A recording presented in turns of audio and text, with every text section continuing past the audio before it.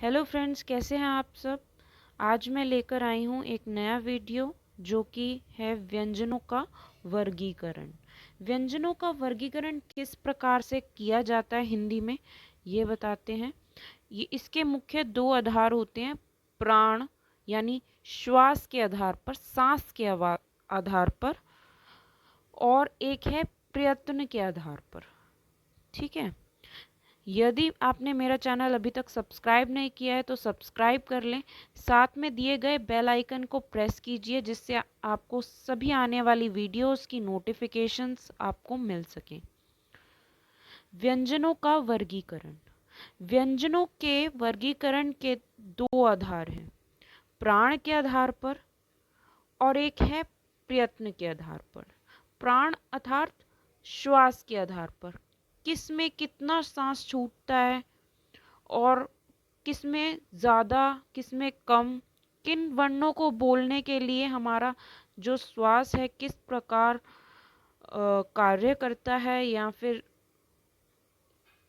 बोल सकते हैं आप कि कितनी मात्रा में वायु जो है उसका प्रयोग होता है, अधिक या कम, ये मैं आपको बताऊंगी। प्रयत्न के आधार पर यानी जो कंपन होती है हमारे गले में वर्ण को बोलते समय, वो किस वर्ण को बोलते समय कम कंपन होती है, किस वर्ण को बोलते समय हमारी कंपन जो है गले में नहीं होती, और किस वर्ण को बोलते हुए हमें ज़्यादा जोर लगता है, तो वो आज मैं आपको बताऊंगी। प्राण के आधार पर और प्रयत्न के आधार पर व्यंजनों का जो है वर्गीकरण होता है। अब इसका ये एक टेबल है, आपको अच्छी तरह से समझाने के लिए मैंने ये टेबल बनाया है। वर्गों का, व्यंजनों का वर्गीकरण प्राण के आधार पर और व्यंजनों के आधार पर, जैसे मैंने बताया। आगे मैंने इसका एक्सप्लेनेशन भी दे दिया है ताकि आपको अच्छे से समझ आ जाए। व्यंजनों का वर्गीकरण। व्यंजनों का वर्गीकरण जो है वो दो प्रकार से होता है, प्राण और प्रयत्न। प्राण के दो भेद हैं और प्रयत्न के भी दो भेद हैं। ठीक है। प्राण, प्राण के दो भेद कर लेते हैं पहले हम, अल्प प्राण और महाप्राण। जैसे कि इसके नाम से ही पता चल रहा है, अल्प मतलब कम, और प्राण महाप्राण, महा से पता चल रहा है अधिक, अधिक श्वास की मात्रा लगती है, और अल्प प्राण यानी कम वायु की मात्रा लगती है। अल्प प्राण, अल्प प्राण यानी जिन ध्वनियों के उच्चारण में वायु की मात्रा का कम प्रयोग होता है वे अल्प प्राण व्यंजन कहे जाते हैं। ठीक है।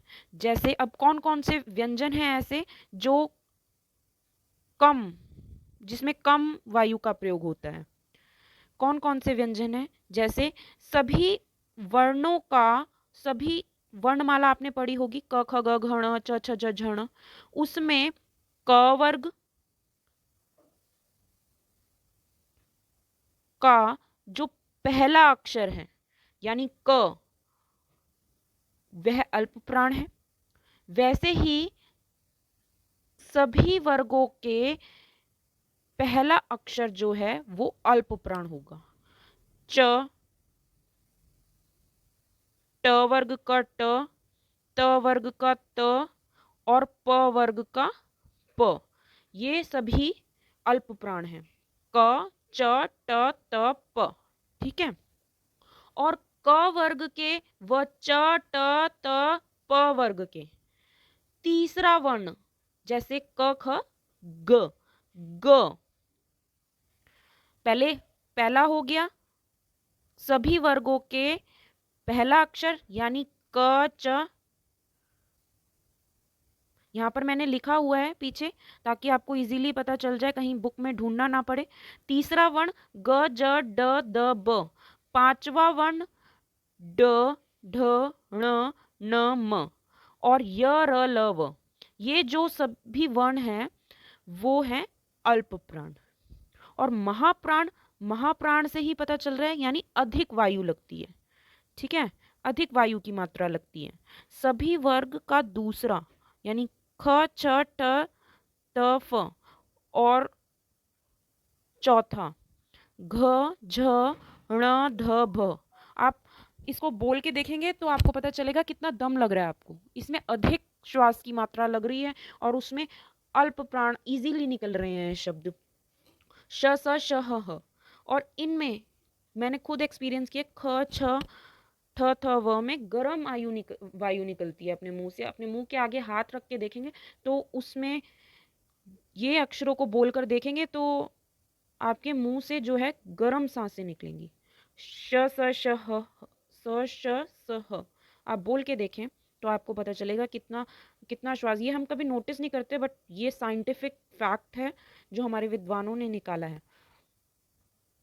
फिर अघोष वर्ण।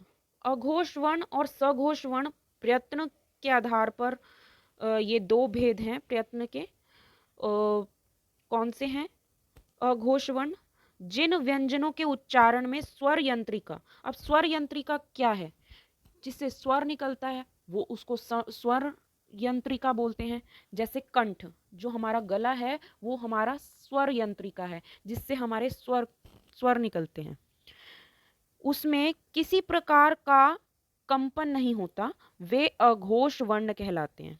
ठीक है, प्रत्येक वर्ण वर्ग का पहला और दूसरा व्यंजन एवं श स श, ठीक है, श स स, ये जो वर्ण है वो क्या कहलाते हैं? अघोष वर्ण। और सघोष वर्ण है जिन ध्वनियों के उच्चारण में स्वर यंत्रिका में कंपन होती है उन्हें सघोष वर्ण कहते हैं। प्रत्येक वर्ग का तीसरा ग ज ड ब द तथा घ झ ढ ध भ, पांचवा ड य ण न म तथा ढ से ढक्कन वाला ण, य र ल व ह और ज, ये जो वर्ण है सघोष वर्ण कहलाते हैं। ठीक है, इनमें जो है यंत्रिका, जो हमारे गले में जो कंपन है वो होती है ग। आप देखो हाथ रख के, गले पर हाथ रख के देखो, कंपन होगी ग ज ड द ब। ठीक है, thanks for watching my video. आगे सभी वीडियो देखने के लिए मेरे चैनल को सब्सक्राइब ज़रूर करिए, लाइक कीजिए, अपने फ्रेंड्स के साथ जो है वो शेयर करिए। Thank you.